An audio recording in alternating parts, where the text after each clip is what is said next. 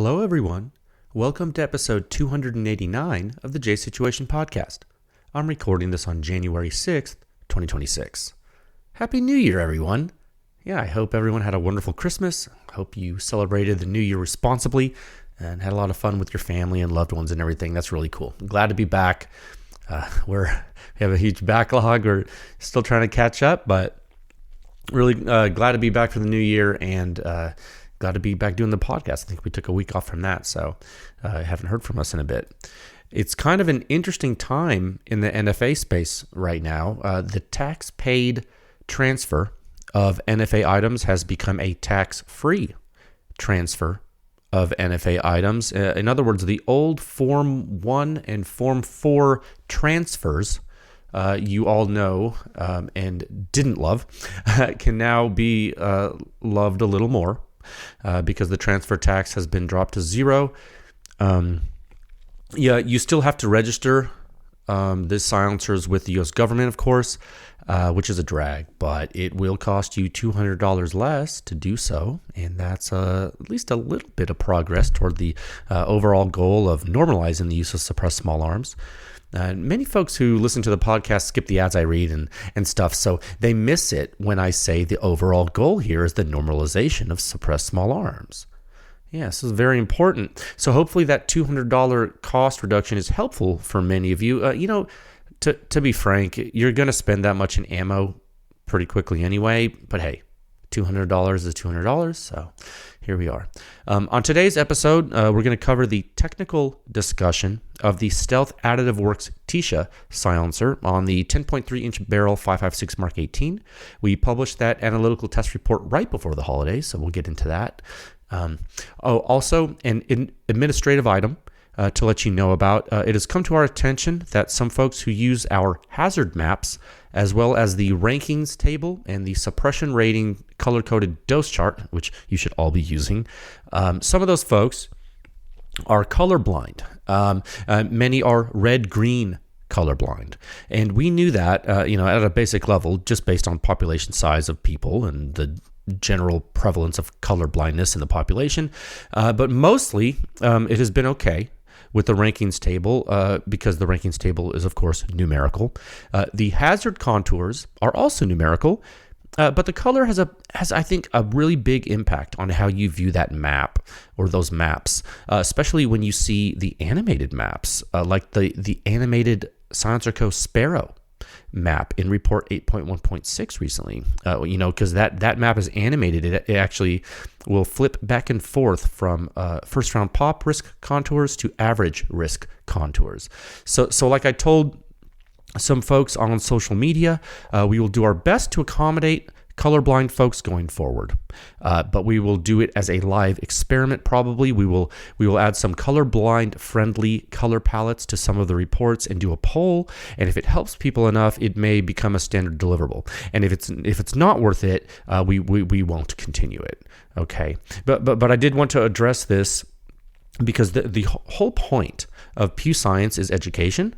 And I wanted to make sure people know that we do hear your concerns and want to do our best to address them. Okay? No man, woman, or child left behind. Another administrative item, last one I promise. We are under heavy backlog after the holidays. If you have not received a response to communication, it's not because we're ignoring you. We have seen your communications and we are clearing the backlog. Okay, thank you for your patience. And that's all the administrative items. Let's get on with the show. If you have been here before, well, welcome back and welcome to 2026 of Pew Science. We concluded 2025 with a bang, and we're going to continue this craziness now here in the new year.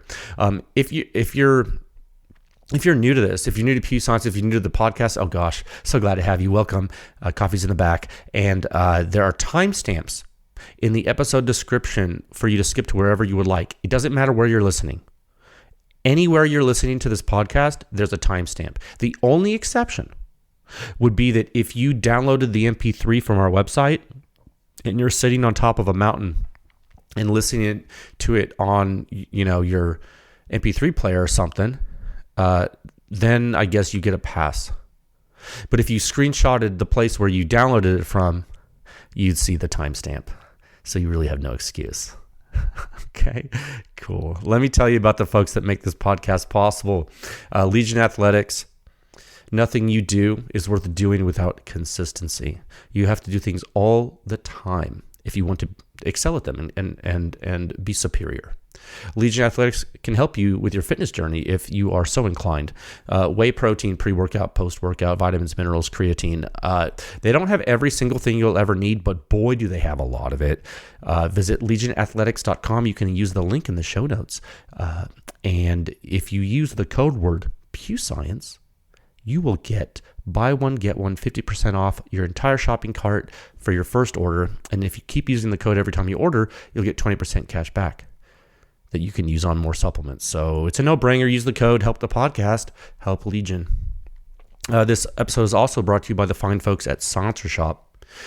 You can use their kiosk, do your fingerprints and photos electronically, cut down on errors, simplify your silencer purchasing process, get a money-back guarantee. It's pretty good.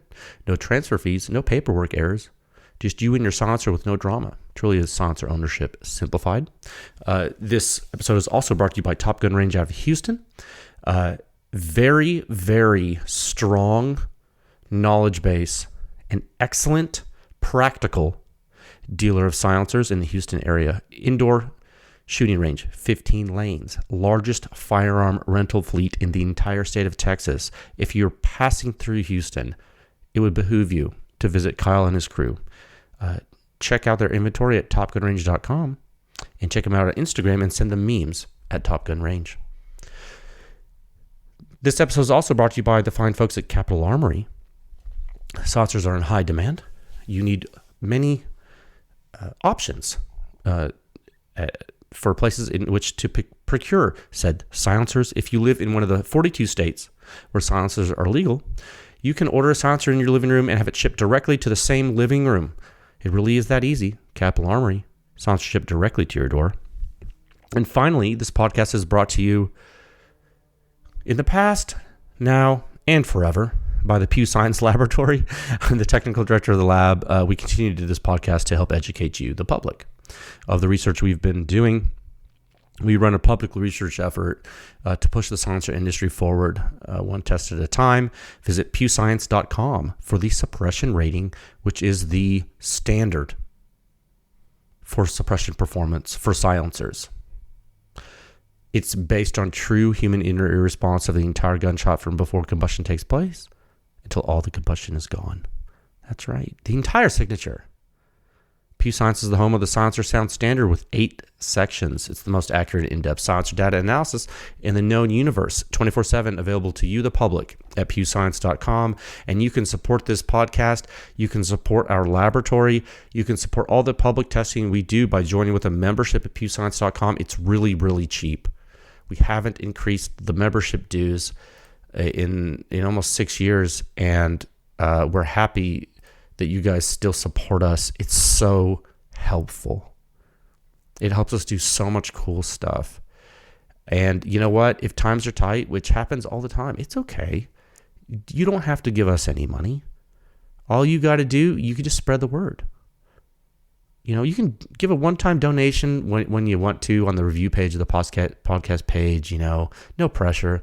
But if you don't want to, just spread the word. Give the podcast a good rating on your favorite podcast provider or YouTube. If it's even on YouTube, you never know. Sometimes they pull episodes. Let folks know that silencers and guns are awesome. So we have a main topic today. It's one topic. It's going to be about the Tisha, the Stealth Additive Works Tisha on the 10.3-inch Mark 18. And we introed it last episode, episode 288, which I believe was on the 22nd of December. We took time off for the holidays, disappeared. Now we're back early January, and we're going to go through this topic and discuss what we published technically with you. And I've split this talk in my little outline here I have in front of me into 6 subtopics. I'm gonna go through an intro, and then, you know what? Why not just timestamp that right now? I'm going to start this intro at 9 minutes and 50 seconds. Oh, this is rough. And then, so we'll do the intro and recap. Then we're going to do the Tisha physical overview. Okay, I'm going to tell you about the silencer physically. Then we're going to go into the silencer design, which is different than the physical overview. Then we're going to start with a bottom line up front type of technical discussion with a visual nature of silencer hazard map brief 8.1.7, because that's a very quick and dirty visual description of the performance for you. Then we'll go into the in-depth technical system performance with all the physics, where we'll pull up report 6209. And then finally, I'll give you some quick overall thoughts. And I was going through what I wanted to say for all this stuff, and this is going to be long. I'll try not to make it too long, but I have a lot to say, and it's worth it because you don't get silencers like this all the time, right? We already talked about that part. So this will, I guess maybe that's the intro to the intro. Maybe we'll call that, and then now we're going to do the real intro at 10 minutes and 53 seconds. That's what I'll do. I'll mark them both so people can not get mad. 1 second. So, and then I think this has got to be, 1 second. This has got to be one of the more popular technical reports we've ever published. I mean, I was looking at the analytics on the website. How many people from all over the world are reading it? First of all, thank you for reading the report. That's really cool that you came to the report and saw it. That's huge. Really honored that you saw it. I think part of the reason it was so popular is due to performance, and part of it's also due to the popularity of one of the people involved with the silencer. There's a guy named Micah Mayfield. He is a photographer, and he has a firearms channel on the YouTube. He partnered with Stealth Additive Works, who is a silencer designer and manufacturer, for a 9mm subgun silencer, an old Soviet blowback 9mm AK-74 clone, like an AK-74 with its gas system removed. Anyway, I think he has a relatively large following on social media. And after the test program was complete, he let folks know that we were going to be publishing this report for them, for their team, the Stealth team and him. And so I think a lot of folks have seen it. And I do want to thank Stealth Additive Works and also Micah for trusting us to perform this work. It can be very nerve-wracking sending your baby off for evaluation. And nobody likes it when you call their baby ugly, right? That's human nature, I think. And universal truth. And as you know, we here at Pew Science always give the good, the bad, and the ugly. We have no choice. The data forces us to. We can't hide things from you. You'd see it. You can't hide anything. I think with the Tisha, the thing that is most in your face so far for everyone is the performance. And we're going to get to that. I think it's important we examine that in detail, as we always do. The second thing that is very obvious would be the physical characteristics of the silencer, the look, the size, the shape, the weight, all of that stuff. So let's get into that first. And there are a lot of other things to talk about as well. But I think the performance and the aesthetics are currently the top two things on people's minds. Okay, so where's my pen? Let's go in the physical overview at a time of 13 minutes. In 48 seconds. Okay, one moment. Okay. Yeah, this silencer, I have it in front of me. It's really cool. It's a small silencer. It is small. It's very interesting. There's nothing you can say that would make it not true, about it being a small silencer. There's nothing you can say that would make that not true. Whether you're speaking in absolute terms or relative terms, even, I think, without a mount system installed, which is not a practical measure, but it's an important measurement for reference. Without a mount installed, it's only 4.13 inches long. And by any measure, that's small. And that is what silencer enthusiasts would consider a K silencer in the 5.56 silencer category. It is. And as we've discussed many times, a silencer company can call a silencer whatever they would like to call it, of course. When you use an MP5 and an MP5K, which are German submachine guns made by HK. The K gun is shorter than the MP5, than the full-size MP5, right?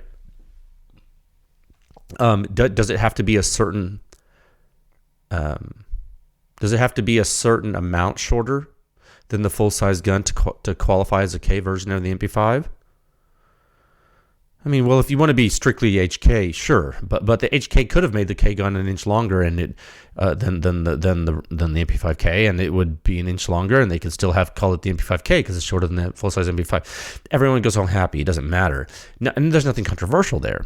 That's a label thing and relative comparison thing, and that's okay. Full-size gun, compact version of said full-size gun. Call it the K version. Done and done. Move on. Now then. Here is where it gets tricky and dangerous for the end user. And I'm going to say this again because we've talked about this before, but I'm going to say it again because I think you have to say things multiple times for people to remember. I want everyone to know the trickery that has been used and is being used and will continue to be used by people selling you widgets. Okay? I'm going to use a stupid example that's really extreme, just to make a point. What if HK started comparing the Walther PP to the MP5 and the Walther PPK to the MP5K? What if? I mean, hey, the MP5K is a K gun. The Walther PPK is a K gun. That means you can market them the same, right? You can pocket carry both of them, right? Wrong. You can't pocket carry both of them. Wrong. That's ludicrous. Why, you may ask, if you're not familiar with the PPK and the MP5K? Well, it just so happens that the MP5K would need to be carried like under a jacket in a shoulder rig or on a thigh rig or something. It does have a folding stock, and if you actually, you can use it without the stock and put tension on it with a sling too, like Princess Diana style historical photo. And that's great, but you aren't bringing the MP5K to dinner in the summertime in most places. You're not sticking it in your pocket like the Walther PPK. And this should be very easy for you to understand. So my point here, it's 2026, and a lot of silencers are going to come to the market, at least at first. We'll see how it all shakes out. And it's been happening the past couple of years, and everyone and their mom, they want to make a 5.56 silencer because a lot of people have AR-15s, and almost all 5.56 silencers don't have moving parts. So it's one of the easiest things to design and make and market and sell and distribute. And 5.56 silencers are the 30 caliber rifle silencers of a few years ago. When it comes to that type of stuff, and don't let the market fool you. When someone's selling a K silencer and you're interested in purchasing it, you should ask them what the length of it is with no mount installed, and then you should ask them how long their normal length silencer is with no mount. You should ask them. And then you should, if you're a PewScience member, you should go to the member rankings page on our website and scroll down past the table to the scatter plot with the length and weight filters. Select only 5.56 in the ammunition dropdown, and then manipulate the length slider on the tool. And you will note that all the lengths in the PewScience database are as tested, meaning with a mount installed. Now remember, a Surefire SOCOM 5.56 RC2 is 6.4 inches long and weighs 20.8 ounces with its mount installed. Okay. If the silencer you are looking at is the same length as one of the most famous full-size military silencers of all time, the RC2, and the silencer company is calling it a K silencer, you need to pause for a second. Just a second. Just pause for a second. Either they are also selling an 8-inch long or 10-inch long 5.56 silencer, and they're just trying to differentiate their model line, like HK did with the MP5 and the MP5K submachine guns, or they're trying to intentionally mislead you into thinking you're buying a short silencer, so you will compare its performance to other short silencers that are really short. And what do we know about silencer length? What do we know? It's one of the hardest performance handicaps to overcome. Clearly, with this recent data, we can see it can be overcome, but very difficult. So you need to stay vigilant. You don't have to be the silencer police and freak out when people name something in a way you don't like, but you do need to be educated as a consumer. You know, the tax stamp cost might be gone, but the tax stamp is still there, even if it's free. And the product is still registered to you with the federal government. And the product's not free. And $200 is becoming less and less money as inflation continues and time marches on. So don't get hoodwinked, guys. That's my advice. And I wanted to go into that because you're going to see a lot of people talk about this. They're going to be out of excuses at this point. 4.13 inches without a mount. Install a direct thread mount in it if you like, and then you might increase that a tiny bit. We used in our testing, we used a traditional direct thread mount that increased the length to 4.56 inches, so an increase of less than a half an inch. That's important. Why? Well, this is a Mark 18 test.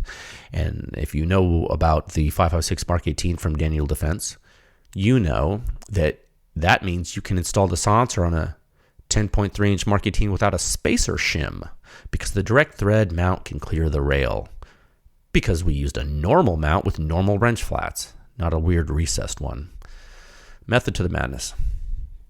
So the silencer's hub compatible. For those of you new to silencers, that's just a common term that for the past few years has come to represent the 1.375 inch diameter 24 thread per inch pattern female receiver on the proximal end of the silencer, where it attaches to the host weapon.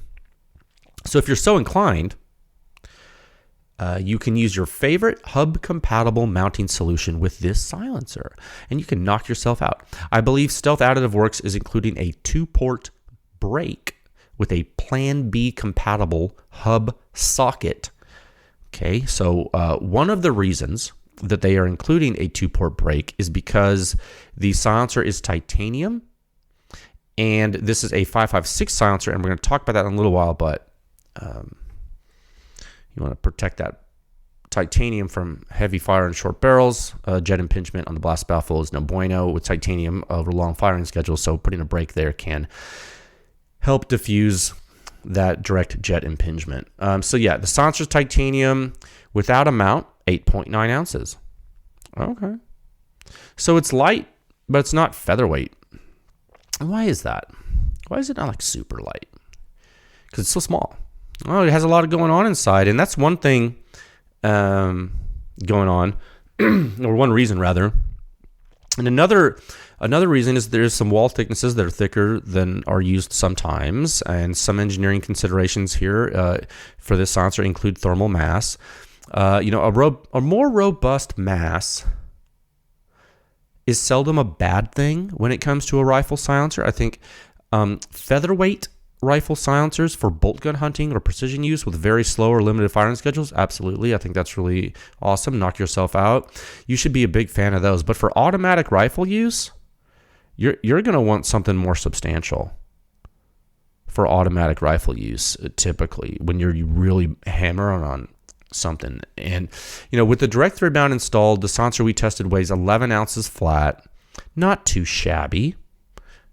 Still very, very light. It's half the weight of the Inconel and stainless steel RC2. And that's what titanium silencers can buy you, right? Less weight hanging off of the end of your gun. Combining that with a short length too, and the maneuverability, it's pretty slick, kind of neat.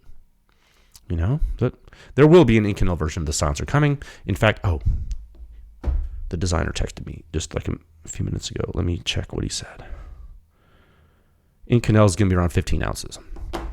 Okay, so that's what is that? 6 ounces heavier than this one? Okay, that's a good reference point. Don't quote that exactly, but roughly. Okay, that's preliminary, but I was talking to him about it. The rear of the silencer is larger diameter than the forward section of the silencer. As we discussed last time, the shape of the silencer is modeled after the KP9 flash hider, and this is a silencer, not a flash hider, but That flash hider used on a Russian blowback AK-74 9mm subgun clone. Hence the Tisha naming convention, which means hush or be quiet in Russian, kind of, sort of.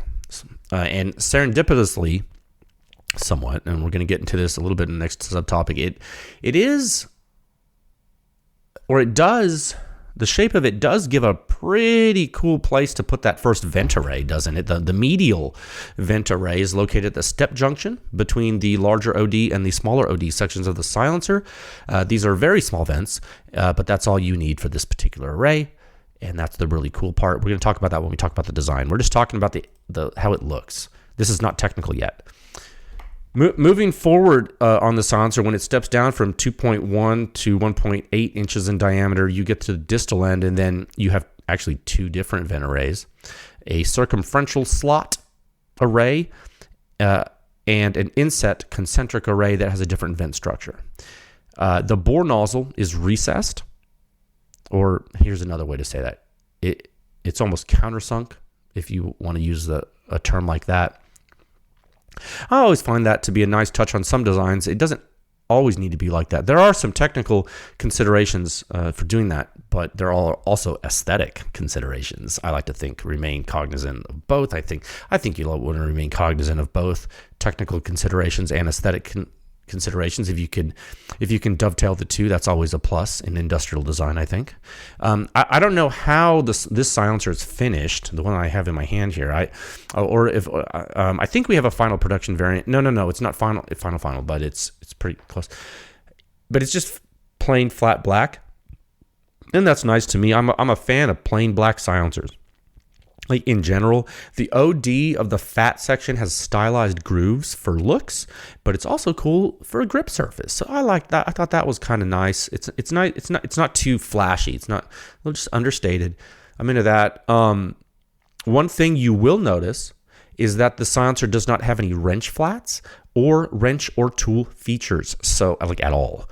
So when you install your mount of choice, and you're going to listen to this, because if you don't understand how these hub silencers work, in order to install a mount in the silencer, it's going to be important for you. You're going to have to secure this silencer in a vise with like a nylon vise block appropriate for the silencer's diameter, and you're going to want to use that forward diameter, and which just the way it's made. I guess you could use some of the bigger OD, but your block would have to be really narrow. Anyway, figure it out. But you need to secure it in a nylon block in your vise as to not mar the finish of this or damage the silencer. And use proper torque when you install the mount. Now, note that if you are installing a hub mount interface into the silencer, you should use proper torque in general. Contact the manufacturer to ask what torque value you should use. Torque will prevent the hub adapter from becoming disengaged from the silencer when you unscrew the silencer from the firearm. Alternatively, you may choose to use a left-hand threaded mount interface. There are several to choose from. Dead Air Xeno. There's a CAT 1x16 system. Apparition Instruments 1x16 system. I think 4 Systems is making a 1x16. I think even Reardon might be doing it with the 1x16 now. It's all left-hand threaded. So you would, in those, instead of righty-tighty, lefty-loosey, it's going to be righty-loosey, lefty-tighty. Not into the silencer, but from mount to muzzle device. And that way, it is impossible for the hub adapter to become disengaged when removing the silencer from the host, right? Because you would be turning it, if you're looking down the barrel of the gun like you're not supposed to do, and you turn the silencer clockwise, you would actually be tightening the mount, the muzzle device to the, you would be tightening the silencer to the hub adapter and loosening the hub adapter from the muzzle device, because the interface between the hub adapter and the muzzle device would be left-hand threaded in those cases. But you would still need to use proper torque from adapter to silencer. That doesn't change, because if you don't, guess what, dude? You're going to embarrassingly loosen the adapter from the silencer as you tighten the silencer onto the gun, which is embarrassing. So another alternative, though, so you have those things. Another alternative is to use a direct thread mount in the silencer, like we did for testing. And whenever you're installing or removing the silencer from the host, you would use a wrench on the exposed wrench features of the direct thread mount. If it's accessible far enough away from the rail, depending on the gun you're using, because you can get a wrench in there, and then you have a really secure system as long as your adapter is torqued to the silencer. So never forget that part. You see what I mean? Because then you can apply torque in different ways. So it's the world is your oyster. Just remember, and as far as performance with mount, if we don't get to that today, we can do a follow up. The last gross physical thing I'm going to talk about at a high level is the material again. Like I said, the Inconel variant will come. It will increase the weight. It's not going to be, what is a 6 ounce or so increase? It might be more. Don't quote me on that. That's kind of the latest information I have from them. What is Inconel going to buy you over titanium for this silencer? More bars in more places. It's like, that's an old cell phone joke, a little cell phone commercial joke. No, it's going to give you more durability and potentially something else, but less sparking probably. I don't know. I just shot this at night yet. Let's talk about the actual silencer design now. That is like really interesting. At 31 minutes and 35 seconds. All right, one moment. Oh, I'm making decent time, right? He says as he's about to go on tirades. He's scary. People are going to click on. I always wonder what people think about how I describe these timestamps. I think people are going to click on the silencer design. I thought you already talked about the design.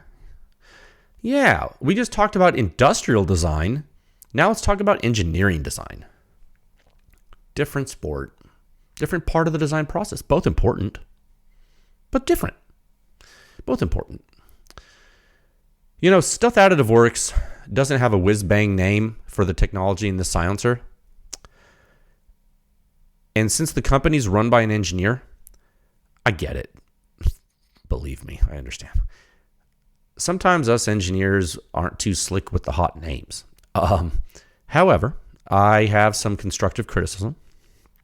Next time you design a ridiculously high-performing technology and it does wild stuff in your own internal testing and also in an independent lab testing environment, name the damn tech, please. Give it a name, dude. Come on, Zane.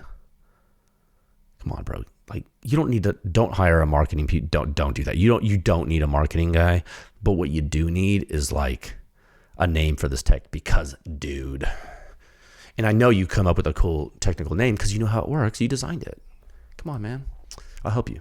Just kidding. I won't. Yeah. Am I allowed to do that? Am I allowed to help people name things? Is that crossing a boundary? No. So I'm giving him a hard time. It takes one to know one. Look, I get it.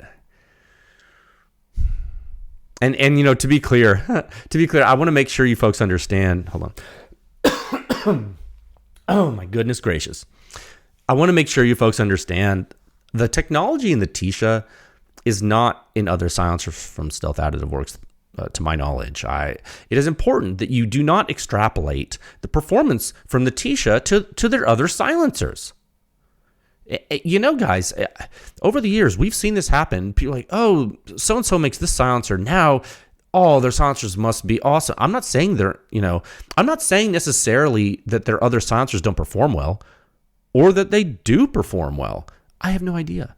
But I'm just saying all of the things mentioned on this episode and in the report on the website are only relevant to the 556 Tisha silencer. And by the way, and I need to message a dude on Reddit. I told him I'd follow up. He's a very, very experienced silencer and thermal user. I think he might be a pediatric neurosurgeon, honestly. So shout out, dude. You're doing God's work. He was talking to me about because I made a statement in the social media post. I was like, I don't think this is a 6mm silencer, guys. I think this is a 5.56 silencer. Because I measured the aperture. I was like, dude, it's only 0.271 at the exit. Like, just with my calipers on my desk, right? Like, let's not get persnickety.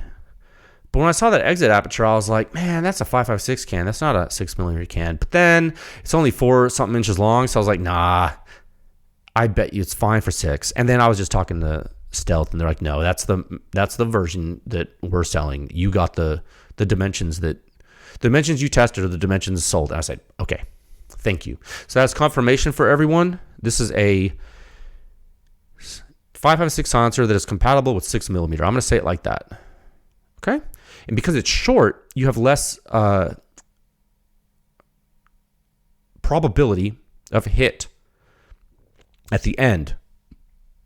Just draw a triangle and an angle and do the trigonometry and see and understand what that means. Like if something gets loose and it's really short and an object has to pass through it, the chances of hitting the end of the silencer are lower if the system is short. As you understand, because the angle is going to be the same with the wobble. But if you lengthen the silencer, what happens to the other end of the triangle opposite of the angle? It increases. There's a trick. Back in school, we used to say SOHCAHTOA. The sine would, opposite over hypotenuse, right? Cosine, adjacent over hypotenuse. Tangent would be opposite over adjacent. Use that rule, and the sine and the cosine and the tangent functions of the angle, and you too can compute the lengths of different ends of different sides of a triangle. That alone will do well in life if you learn nothing else from me over the past 5 years. At least you've learned that. So yeah, you can shoot 6mm through this. Go nuts. We'll start from the back and we'll go from the front. Okay. I'll go to the front. In the back, proximal end. Take out the hub adapter if it's in there. Look inside with me. First expansion chamber or blast chamber, roughly 1.5 inches deep as referenced off of the first baffle mouth, maybe a little more. Please contact Stealth Additive Works for actuals on that if you're trying to ride the lightning like really close to the baffle mouth with your mount, which I typically would not recommend you do, especially on a titanium rifle silencer. Don't do that. But it's a free country and I can't control what you do. The first reflector in the silencer or the blast baffle is pretty interesting. Relatively unique in design, actually. You have a large reflecting element to induce turbulence, and then you have radial fins leading to a circumferential vent array. And this leads to the first annular stage. And boy, is this exciting, because it's not your grandpa's annulus. No, sorry, Bob. No, this is a pretty complex stuff.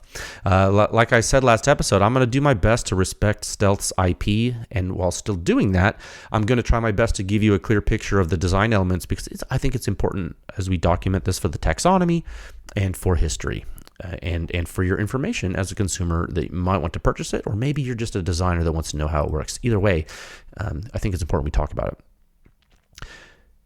Now we're going to get into physics. It is important that you clear off of the reflector. This is a universal rule for silencer reflector design. This is a blast propagation terminology for venting at the edge condition. And I say that because we are confined. If we were in an open condition, we would clear off of the reflector by default, because the reflector would simply stop. It would terminate. There would be nothing there. The wave would clear and wrap. But we're confined. So if you don't allow the clearing to occur, you will get additional reflection.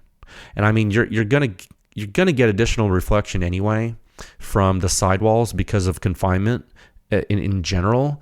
But at least here you have a circumferential vent array to really clear off the reflector, and start reducing impulse early. So that's great to see. I'm sorry, let me be more exact. Start reducing impulse buildup in the chamber early. So I really like that. And did you know that that's the first ingredient in the recipe for managing your early time flow rate? It is. It is in a hybrid design. In 2025 and now 2026, you're going to see a lot of companies doing things like that because it's been monkey see, monkey do for the past 5 years.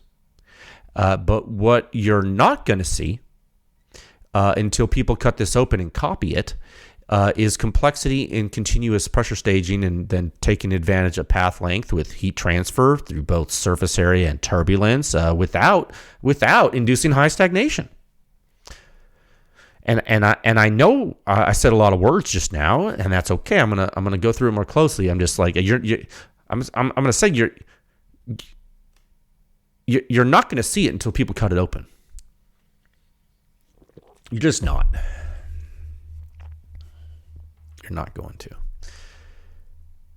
Every time the Tisha reroutes expanding combustion gases, they continue on a path. And on that path, they are subjected to turbulence and adequate surface area. Both of these factors increase the efficiency of heat transfer. Annular paths overlap in the proximal section, and they are not featureless. And this is where a big efficiency gain can be realized.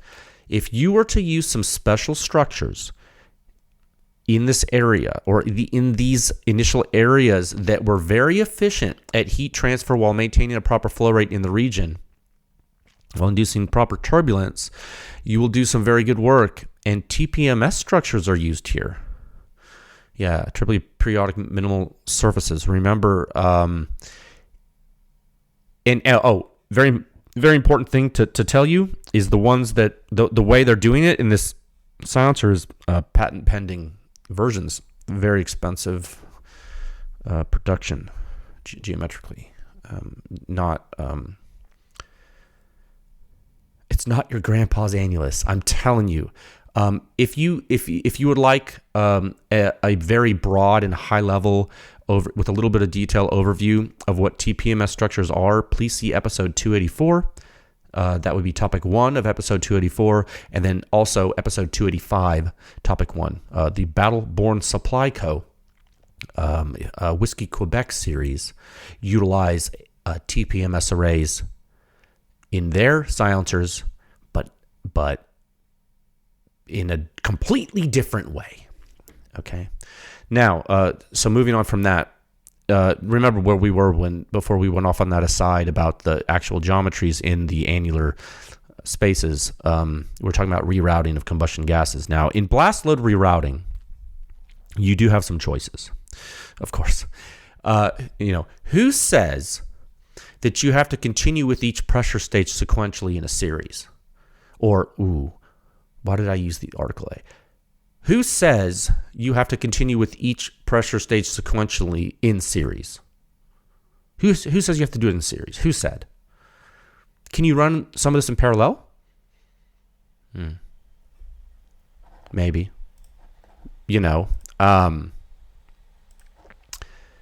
Primitive designs typically run in series. When you start doing pressure staging, most are sequential probably as well. In the Tisha, I would say, I think it has a high degree of parallel pressure staging, and it also does something that very few silencers do. When the first stage has a satisfactory end duration, it's vented to atmosphere. And you can't do that too soon.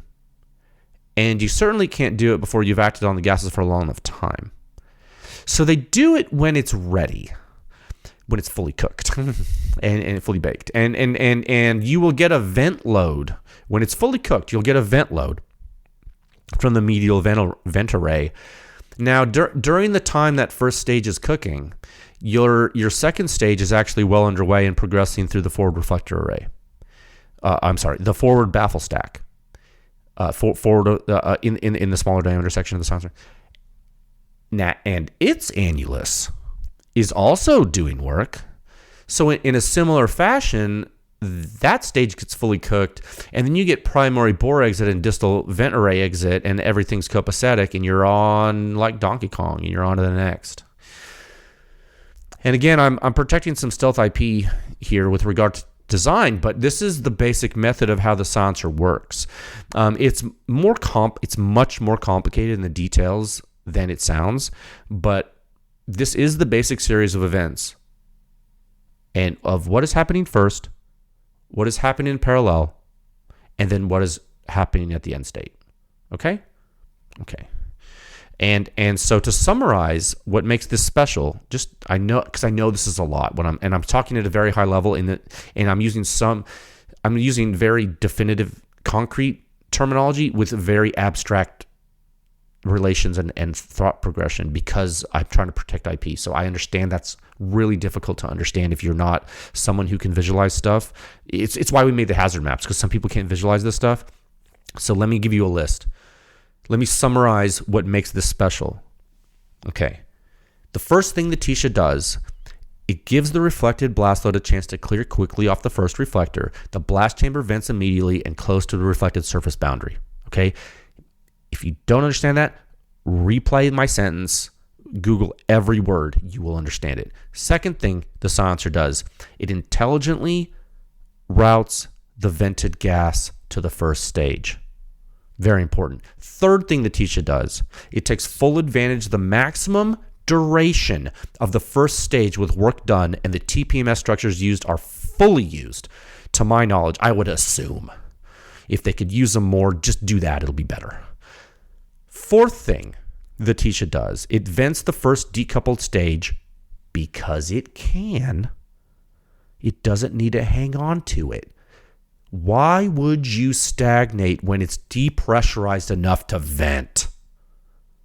Come on, guys, think outside the box. Why are these guys the only ones doing this? God, I'm so happy I'm seeing this. The fifth thing that the Tisha does is it finishes the process from the second stage of the silencer that started shortly after the first, that was operating in parallel, and then terminated slightly later in time. So you have this, like, if you're a project manager and you have nothing to do with any technology, but you're really good at managing projects, think of the stage design of the Tisha like a Gantt chart. So you're sitting with your guys in your Monday morning meeting and you're about to go to the site and you're looking when the steel's going to show up and when the da-da-da-da-da. What's on the critical path here? Well, there's one major thing happening, but you understand what I'm saying. You're not just like twiddling your thumbs when the blast load enters the chamber to do something else. You feel me? Once that main bore flow gets to that blast baffle, you get to work more, while the other one's still working. No one's sitting around. Is that a good analogy? Okay, 1 second. So this is the quintessential definition of a hybrid design. If this were a flow-through silencer, there would be a coupled two-stage solution with continuous annular space without complexities in the annulus. There would be no primary reflectors. The design objective would have been I would say, if this was a flow-through silencer, your design objective would be maximum early time flow rate with significant late time flow rate. In a hybrid design, your design objective is to maximize your early time flow rate to the extent possible while preparing to enter the first stage, and then to restrict the late time flow rate to the extent possible to lower the exit pressure. It's a different design philosophy. The Tisha achieves the most efficient hybrid design performance sequence we have ever seen in a 556 silencer so far, and it does it in a 4.5 inch long package. And so that, my friends, is why I got excited about the test data. That's why I got excited about the test data, because of all that. Okay, it's not just that the silencer has high suppression performance. No, it's the way it achieves the suppression performance. And like I said last episode, this is a silencer that makes you shake your head. Yep, They used all the hybrid design pieces. Very good. Very nice. Some people might say, oh, very nice. Let's see Paul Allen's silencer. I would say you're already looking at Paul Allen's silencer. That's an American Psycho joke. Bret Easton Ellis. Good book. It's a good movie with Christian Bale. You should watch it. Now let's get much simpler, but at the same time, let's get more complicated and talk about the global field, the global risk field, and what to expect when you are around someone shooting this thing on a Mark 18, or if you are shooting it on a Mark 18 yourself. We will hit the hazard map before the main report. Okay, let's do that map at a time of 50 minutes and 28 seconds. Okay, we're making good time, I think. We're not going to finish in under an hour, but I don't think we'll hit 2 hours, and that was the goal. I didn't want to make this a 2-hour thing. Okay, so this would be subtopic delta. Close enough. Pull up hazard map brief 8.1.7. And this is really super easy for you. Not many words, actually, and just 2 pictures. Figure 1 is the map. Figure 2 is the key. Remember, red bad, green good. And if you missed the intro on the podcast today, we're going to be doing something to help colorblind folks, so stay tuned for that if you are red, green colorblind. So if you could be so kind, go ahead and click on figure 1, the map, and make it bigger. It's a high resolution image. So if you're on a desktop, click it, and if you're on your phone, zoom in, click it and zoom in, or just zoom in. You should be able to see it. Now remember, this is a computational model using the true free field test data. There are computational points every 3 inches in each dimension of the computational domain, and this is a slice through the domain at a height of 1.6 meters above the ground. And so you can see the silhouette man. He has a Mark 18 rifle with the Tisha silencer installed. Look, see, you can see him. He's shooting right there. And the distal end of the silencer where the bolt comes out is located at coordinate 0, 0. Okay. The muzzle suppression rating of the untuned Mark 18 with the Tisha installed with M193 ammunition is 49.4, which is computed from the blast overpressure history measured at coordinate 0, 1. That means 1 meter left of the end of the silencer from the shooter's point of reference. 1.6 meters above the ground, remember? The shooter's ear suppression rating of the system is 32.8, which is computed from the blast overpressure history measured 6 inches right of the shooter's right ear. Both of those points are labeled on the plot on the map, so they're easy to see. If you look closely, you will see that the contour lines are marked. You can find the suppression rating at any point on the map yourself. And so for those of you new to Pew Science, the suppression rating is a it's a high fidelity, very complicated mathematical computation using the entire blast overpressure time history of the entire gunshot from before the combustion takes place all the way until all the combustion is gone and the bolt carrier group has returned to battery and everything. And we are running that calculation every 3 inches in the vertical and horizontal direction on this map. And when we run the calculation, each of those points have a huge time history of millions of points. And then you have a calculation from that. And that's why you have that 49.4 and the 32.8. You see, so this map contains the most silencer test data that anyone has ever shown you in your life in one picture, if you've never seen this before. In your life. Okay, that just to understand what the gravity of what you have here, and it's so easy to read, which is the best part.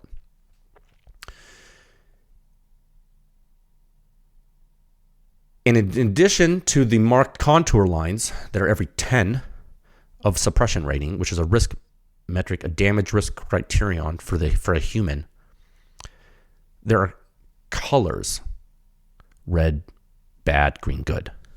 Now, something you'll notice right away, for a suppressed Mark 18 weapon system, there's some more green on this map than you would typically see.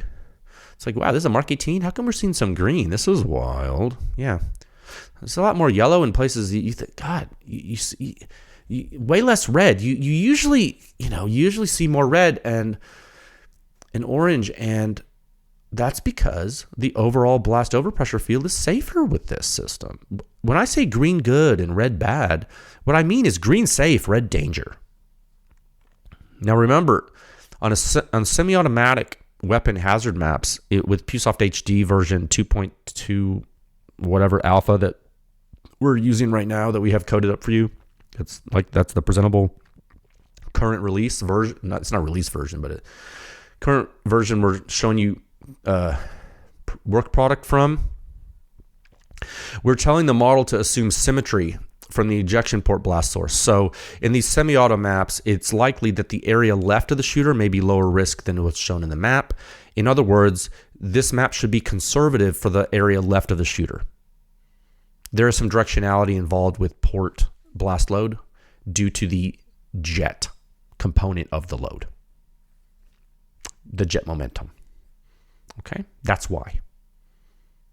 Because there's always wave wrap of the blast load. It's just that there's also a jet momentum component. So that directionality is not captured because the only jet component model in PewSoft HD is at the distal end of the silencer. We do not use a jet model at the ejection port. Okay? And I know some of you are like, what? I'm like, but some of you who actually care about this, I hope you understand what I'm saying. We can go higher fidelity, but I don't think we need to right now.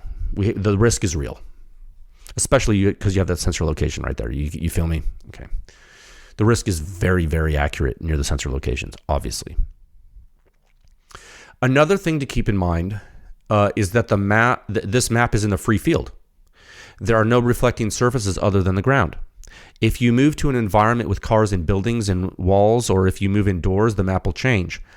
Check out report 8.1.1 to see how that might change. We have the RC2 and the Flow 556K near a wall showing blast load reflection and increased risk. Now, take a look at the area near the shooter's head on the map. See how there's a blast source pretty close to the shooter's head with a lot of red? What is that? Well, that blast load's coming out of the ejection port of the weapon, isn't it? Yeah. Now you're fortunate here in that the Mark 18 has a pretty low dwell time, and the modern gas port size of the latest iteration of a Mark 18 is 0.070, and so the Mark 18 is not nearly as overgassed as an M4, and so the Tisha deals with the Mark 18 very well. Doesn't deal as well with the M4, but it deals with the Mark 18, untuned M4, but does very well with an untuned Mark 18. Could you tune the Mark 18 and make the hazard near the operator on this map less red? You probably could. Would it get significantly less red? I don't know. And so big picture, look where the shooter's ear rating is sitting, 32.8. That's extremely high for a suppressed Mark 18. What's driving most of the risk near the shooter's head here is ejection port blast load, clearly. And let this be a lesson to you. Wear hearing protection when you are shooting a suppressed 5.56 AR-15. That advice is because of the blast loads hitting your ears. That advice is not because it's a supersonic cartridge. The projectile Mach wave is not the phenomenon driving human risk on this map. When someone says, "Oh, it's the supersonic flight of a projectile is over 140 dB, so and you can still hear the sonic crack," that means it's not hearing safe. Put on hearing protection. No.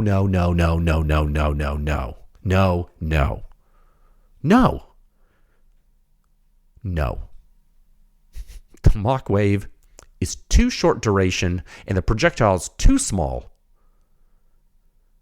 to be the thing driving your risk on this system. It's simply not the phenomena to concern yourself with. The blast loads are more severe. And we're going to get into that in the next subtopic when I show you the raw test data and we're going to talk about blast physics. Okay, so 1 second. So that's all I have to say about the map. The pictures has 1,000 words, so hopefully that gives you a big picture. And hopefully if you look at other maps we have published so far, like for 22 rimfire pistol 2, for example, you can see the huge difference in risk. Now keep in mind, here's a crazy nuance for you, right? If you have a Silencer Co. Sparrow on a short barrel 22 pistol, The first round pop will have a pretty bad risk map, and that's useful information for you for that reason alone. But it's also useful information because you can see that the human risk generated from the first round pop from a 22 Sparrow can be close to the average risk generated by the Tisha on a Mark 18, 1 meter left of the silencer. And if you don't believe me, look at the map here, and then look at the animated map in 8.1.6 and in the Sparrow report. See it with the colors flashing back and forth. Then see the muzzle suppression rating of the Tisha on a short barrel 5.56, 49.4. The suppression rating of the Sparrow on a 22 pistol with the muzzle, it's 68.3. It's higher because that's the average. But if you look at the animated FRP map, the FRP 1 meter left of the end cap of the Sparrow on a short barrel 22 pistol with subsonic ammunition is mid 50s. It's not too far off from the average from the Tisha. And the Tisha doesn't even have first round pop. How wild is that? Subsonic 22 out of a pistol with a silencer approaching the supersonic 5.56 risk from a Mark 18? That's right. Because it's not the Mach wave. It's the blast waves that are driving the risk. Okay? Remember, projectiles are moving, when the projectile moves supersonically, it's because it has enough energy to be pushed to past sonic velocity. If a projectile is heavy enough, if the projectile has a mass that allows it to go supersonic, it might be because the mass is really low, or it might be because there's more blast load momentum pushing it. Okay? It is the blast load. It is the muzzle blast. It is the explosion causing your risk. Supersonic flight is a consequence of moving the projectile with energy. Different phenomena. The bullet is so small when it breaks the sound barrier. It's not a F-15 next to your head. Okay. Now let's dig deep. It's small. The sonic disturbance is minimal. Let's dig deeper into the physics at a time of 1 hour, 2 minutes, 20 seconds. Sorry if I seem aggressive, but just learn it.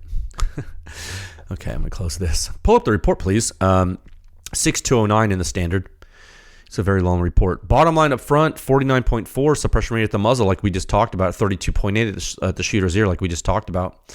Addressing in the hazard map in the last subtopic, if you didn't listen to that, which brings us to a composite suppression rating of 49.6, the one number score that you either love or hate, which you can totally ignore now. You have a hazard map, so why even look at the composite score? 49.6 on the 10.3-inch barrel, 5.56 standard untuned Mark 18 with H2 buffer and M193 ammunition, shot in the free field. This silencer has the highest muzzle and highest ear suppression ratings that we have calculated out of any 5.56 silencer on any 5.56 weapon since the inception of the standard.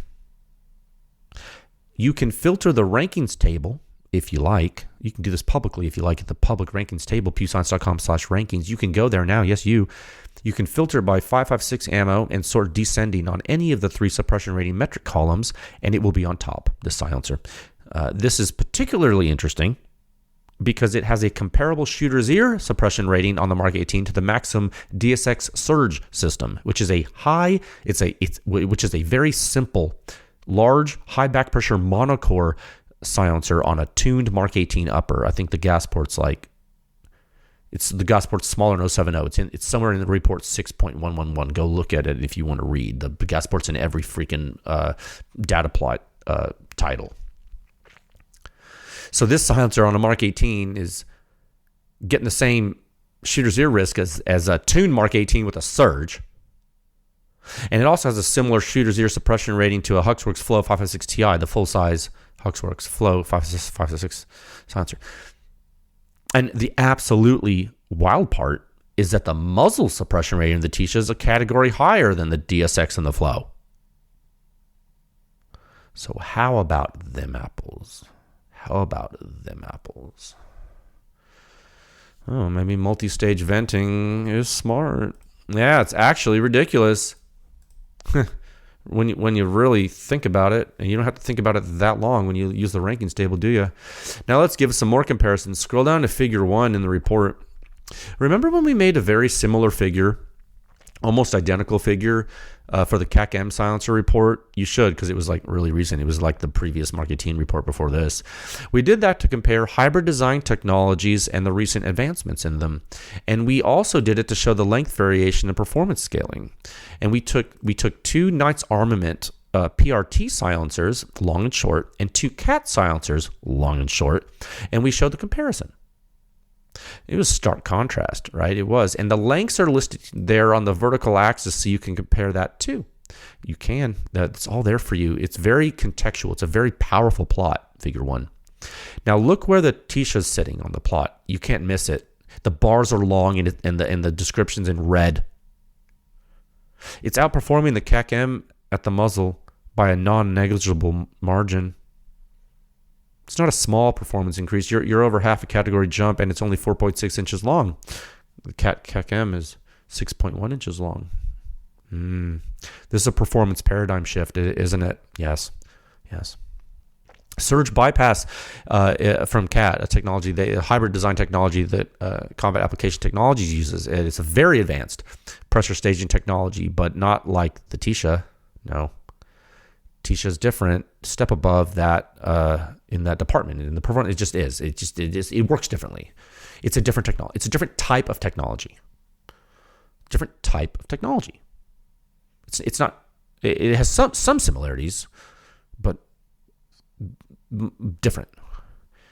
Some similarities, but different. Now, and I'm just talking about pure suppression performance, combustion propagation. What about the flash and durability and maintenance and yada yada? That's going to take a lot more time to figure out. But as it stands, there's nothing that tells me the Tisha is going to be a poor performer in those areas. There's no red flags here. I mean, we'll see. Time will tell. When end users get these and abuse them, titanium can spark. But hey, the CAC-M we tested was also titanium. So hey, both of these silencers are going to be available in Inconel, so you can pick that. All right, 1 second. But isn't figure 1 crazy? Especially the rapid pace of advancement. That's the point. That's the point, guys. The point is to show what's happening. The point is to catalog history.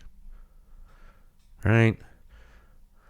In a correct, technically accurate, chronological progression. All right? We're doing this right. Which is cool. Excuse me. God dang, man. Yeah, cough right into the microphone, Jay. That's good decorum. Scroll down. Sorry, dude. It's, Figure 2. You have figure 2A, figure 2B. Blast overpressure in the free field. Measured 1 meter left of the end cap of the silencer.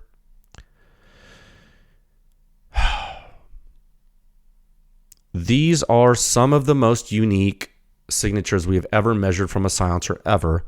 I have never seen anything like this from a 556 silencer in all my years. I just have not. And if you have, and I've forgotten, and there's something on the website that looks like this in signatures in pressure space, please let me know. I could not think. Nothing came to mind.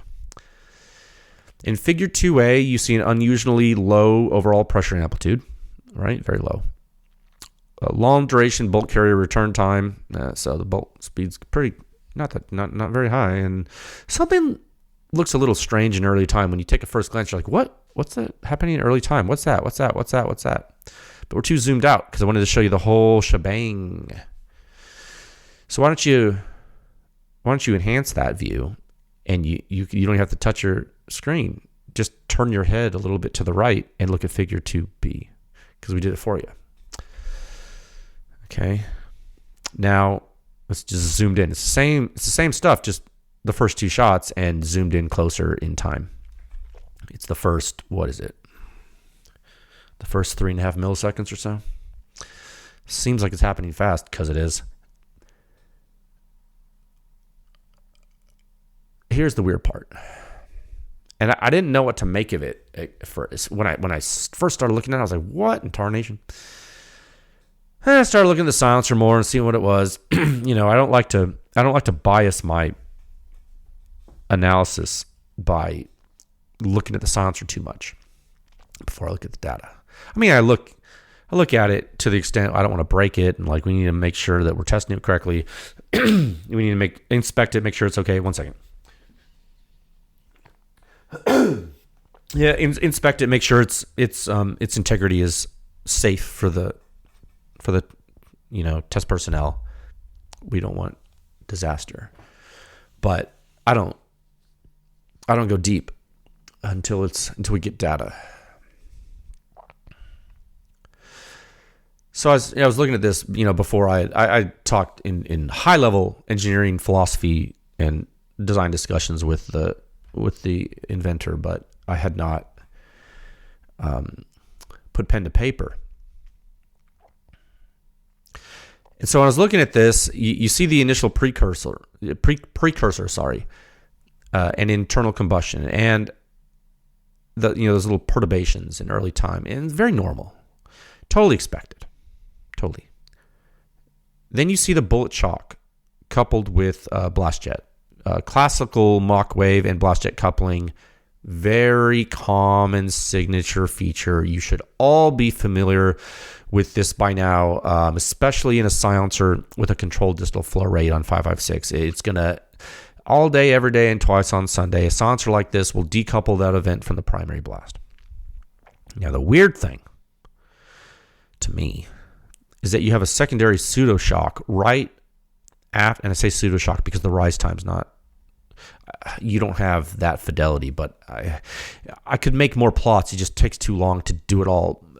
If you really look, the rise times change. That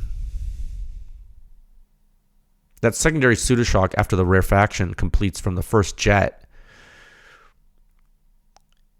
it's interesting because right after the rarefaction from the pseudoshock, you get a completely new behavior. You get that gradual event phase. And I would like to see Schlieren imaging of this, just if I had the time. What I think is happening is that your second pulse is what's left from the high pressure wavefront that's traveling through the pre-compressed gas, and the remnants get consumed by the medial and distal venting. And remember, this is it. You got to remember, guys, you got to think about this. Remember, the really cool part about this is this because it's test data. So think about your experimental design. This is a 1 meter standoff from the silencer. So the wave formation is complete by this time. Yes? No one can argue no. Yes? So there's a lot of coupling, obviously. So suffice to say, after the first millisecond of time, what this silencer does on a Mark 18 can be described, really, frankly, as you're sneaking the blast load right under your nose, aren't you? Yes, this thing's super sneaky. Because it vents in an extremely controlled fashion, in an extremely consistent fashion. It doesn't make any sudden moves. It's like it's not too dynamic, right? It's not too impulsive. It's controlled. And this is a direct result of the medial and distal venting of blast loads that have been reduced in severity due to the annular TPMS work done in the silencer. Everything is superimposed and controlled. And there is a slight catch. There's never something for nothing. Never something for nothing. There's a catch. And the beautiful thing about the catch is that it also shows you what's inside the silencer without you. God, it's so cool. It shows you why the test data is real. You could not fake this if you tried. It would be so much harder to fake this than it would be just to show you the real data. Look, it's like, I was going to talk about a world event that people think is fake, and then I was like, you know what? I'm not even going to do that right now. You could not fake this if you tried. Look at figure 3. You have figure 3A and figure 3B. in perfect sequence, and we're talking about blast load impulse now in figure 3, sorry. In perfect sequence, right after that main jet pulse, you get a blast impulse rate increase that moves faster and higher amplitude from shot to shot as the string progresses. So shot 1 happens, no FRP, amazing.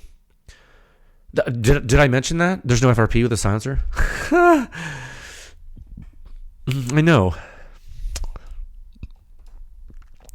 know. You vent it and it goes away.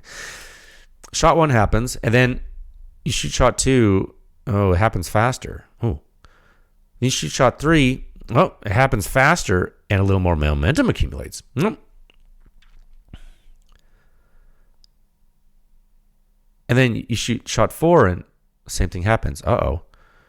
Then you shoot shot 5, and you say, oh, it's stabilizing. Then shot 6, it's rate stabilized, but the amplitude continues to climb. What you're witnessing here in impulse space, in the free field, is the progressive heat soak of the TPMS arrays. Okay, it's shown by blast impulse accumulation rate increase through the shot string. And in plain English, the silencer uses the titanium really well, and it gets hot as you shoot it, and it starts to not work quite as well. You know what I mean? Like quite as well, but it works really well. The technical explanation is actually, if you want to read it, what do I say? Immediate power region control venting begins to signify the onset of primary accumulation height. Yeah, it's in the figure. If you look, it's annotated note of figure 3B. If you click on it, make it bigger, you can see that. The cool thing about this, besides the fact that we are probably the only people to show you something like this from a silencer ever, is that it's not adversely increasing the severity shot to shot. This phenomena, it is measurable.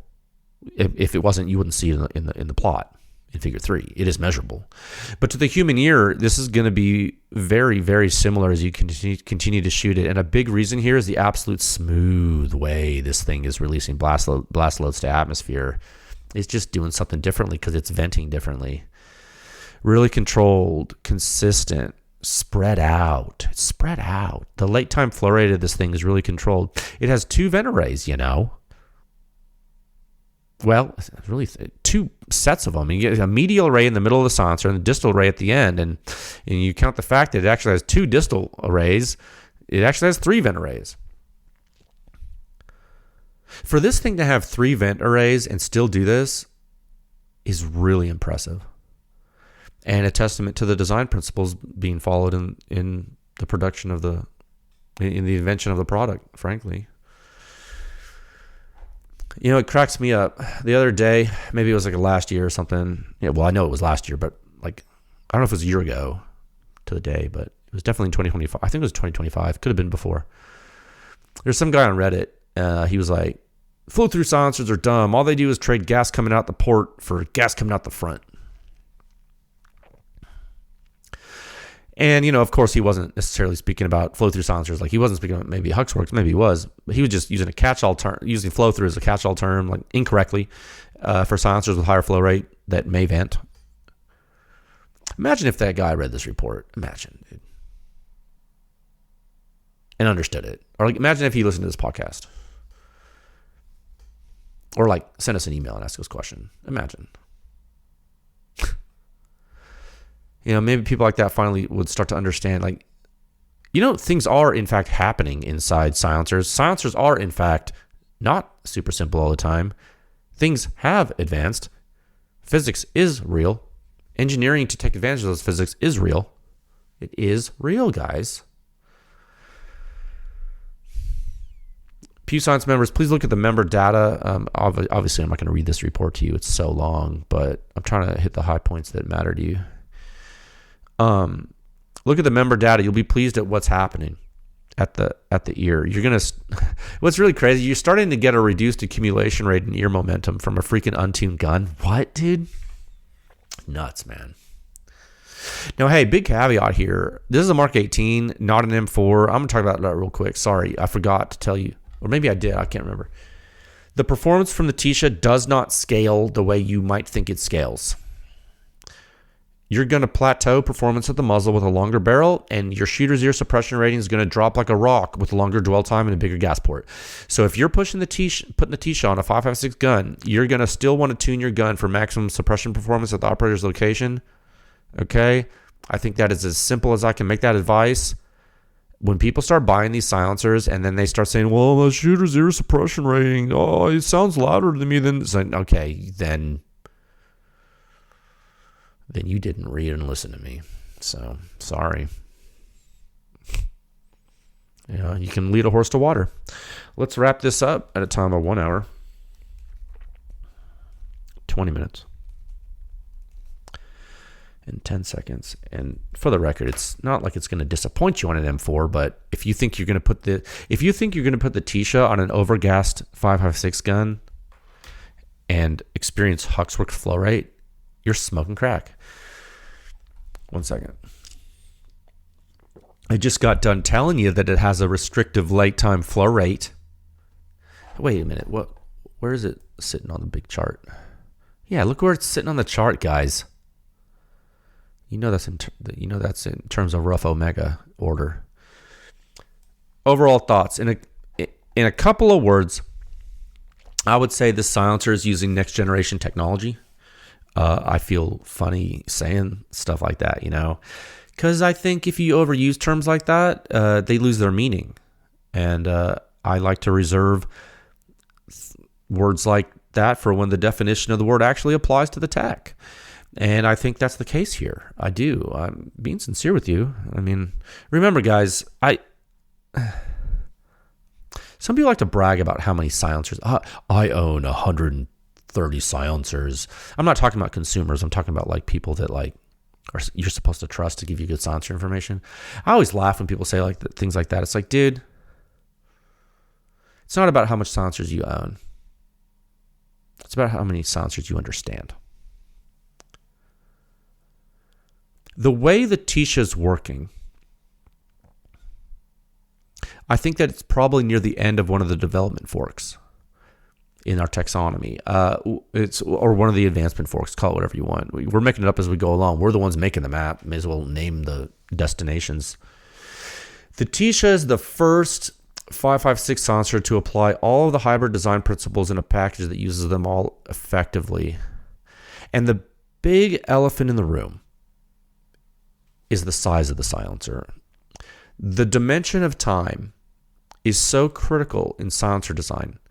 You have a limited amount of time to deal with the expanding combustion gases coming out of the muzzle, and shortening your silencer is so incredibly challenging if you want to keep the performance high and you want to deal with this complex compressible flow and shock dynamics and blast dynamics. By obeying the design principles we've uncovered over the past 5 years of research, Stealth Additive Works was able to not only maintain performance in a shorter length, but they were able to exceed the performance of all other 5.56 silencers we've tested. And I don't know that there could be a better result for them here. I don't know that this could have gone any better for them. Because we were all wondering when we would approach a 50 muzzle suppression rating on the Mark 18. We were all wondering. And this is right there. This is right there. It's basically there. And I think this might be like an AAC Tyrant moment. This might be like a Knight's Armament Mark 23 silencer moment. This might be like a Cat SC moment. These moments are rare, ladies and gentlemen. You need to cherish these moments, dude. Us silencer nerds, we don't get many of these over the decades. We talked about this last episode. I went on a tirade about it. Chances are most of you listening are not going to get many of these in your life unless you keep up with silencers for like 20 or 30 years, which most of you won't. Let's be honest. Not everyone's a lunatic like me. I get it. Some of you are. I just wanted you to know you're witnessing historic performance. We've never seen anything like this. Ever. Never seen anything like it. I'm so happy. Wouldn't it suck if this was the first silencer we ever tested, we wouldn't appreciate it, would we? There'd be no context at all. There'd be no context. I think isn't that scary? God, oh my God. Wouldn't that be weird? What if we hadn't started when we did and we didn't get to this point? You ever think about like how the progression of time works, like from a human perspective? Oh man. You ever think about that Carl Sagan analogy where you have the ant that lives in 2 dimensions and he can go, like you look at him top down, he only knows 2 dimensions. He can go left and he can go up and down and left and right, but up and down has no meaning to him because he's a 2-dimensional creature. And then like you exist outside of his dimensions because you're a 3D creature. And if you take your finger and you put it down through the table that he's walking on, what would he see? Would he see your finger? Nah, dude. He'd see a circle on the ground where your finger's passing through the table. He doesn't have a concept of the 3rd dimension, does he? No, he's a 2-dimensional creature. You're the 3D creature. You're his god. So we're 3D creatures, right? We go around all day, driving our cars, walking around, testing silencers, drinking beer, watching Netflix. And you can look up and down and left and right and front and back. Can't you? 3 dimensions. Who is watching you and sticking his finger through where you're sitting on the couch? And what would you see? You ever think about time? It'll break your brain. Good job, Zane. South Additive Works, you're the man. You had a little bit of luck. As all of us engineers do from time to time. But to call it only luck would be very disrespectful to you and your work. I think that you earned this one. And Micah, you sure did a good thing here, buddy. I applaud you and I wish you the best. I keep doing it. Follow your heart on these things. I think you'll go far. And that's all I have, folks. We will be back next week with something completely new. Actually, to you and everyone, that will probably scare a lot of people. But it's good to be scared because it keeps you on your toes. Yeah? Okay. Well, Happy New Year, everybody. I hope this was informative to all of you. I will talk with you folks again soon. Okay, bye.